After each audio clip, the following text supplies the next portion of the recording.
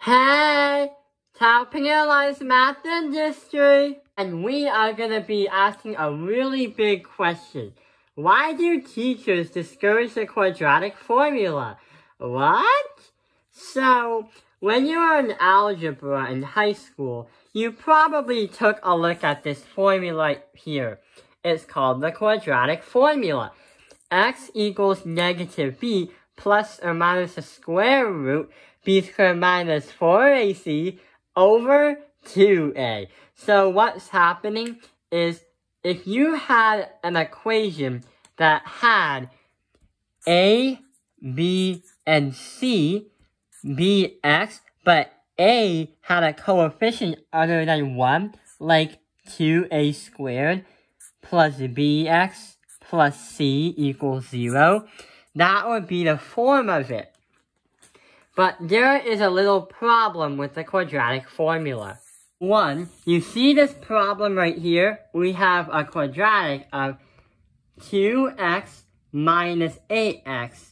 No, wait, 2x squared minus 8x minus 24 is going to equal 0. So that is our quadratic. To understand why the quadratic formula is discouraged, we are going to do two things. One, the quadratic formula, and two, we are going to do factoring. We should get the same answer on both methods. So let's do the quadratic formula. So doing the quadratic formula and inserting this quadratic into the equation, here is what's going to happen. We are going to have x is going to equal positive 8, because a negative times a negative is a positive. That is going to be our negative b. Now we have to add and subtract a giant square root of negative 8 squared. Then we have to subtract that by the product of 4 times a, which is 2, times negative 24. So we have to find the product of all of them. Then we have to divide that by 2, multiply that by 2. So here's what we're going to do. Solve it out. Negative 8 squared is going to be 64. And the product of this, 4 times 2 times negative 24, is going to be minus that by minus 192. We can add them because we have a minus and a minus. Then x squared, x is going to equal 8 plus minus the square root of 64 plus 192. Divide that by 4. There's a lot of steps in this. Now I can do 64 plus 192 is going to be 256.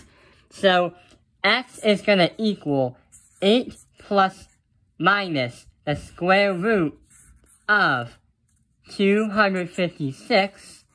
Divide that by 4. Square root of 256 is going to represent 16. Therefore, we can simplify again that x equals 8 plus minus 16 divided by 4. So there are two solutions. 8 plus 16 is going to be 24 divided by 4. Our first x is going to equal 6.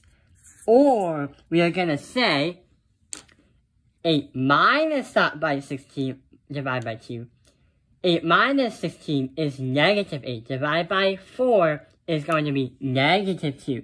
X is going to equal 6 or negative 2. So that is what we got for our answers using the quadratic formula. But hang on, how are we going to do that? By factoring right over here. When we factor, we should get x equals 6 or x equals negative 2. Let's see what happens. So when we divide everything by 2, because everything is factorable, greatest common factor of 2, we have x squared minus 4x minus that by 12 equals 0. So when we do two binomials that can go into this trinomial or this quadratic trinomial, we have x and x to multiply into x squared. X times x is x squared.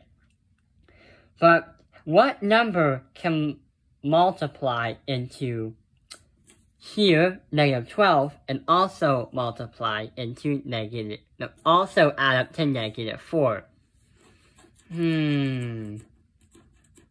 Well, 2 and 6 can multiply up to 12, but not negative 12.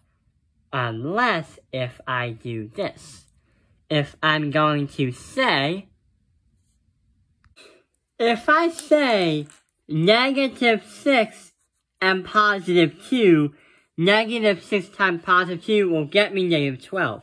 But negative 6 plus 2 is going to be negative 4. So here's what we have to do next. On a separate piece of paper, we have to say x plus 2 equals 0. And x minus 6 equals 0. We have to subtract by 2, add 6, add 6. The reason why is we pulled these two binomials and made them to 0. When we get to our final answers, two answers, for the top one, x is going to equal negative 2. And on the bottom one, x is going to equal positive 6. Or 6. So we got the same answer as the one from the quadratic formula. But the thing is, when we factored it out,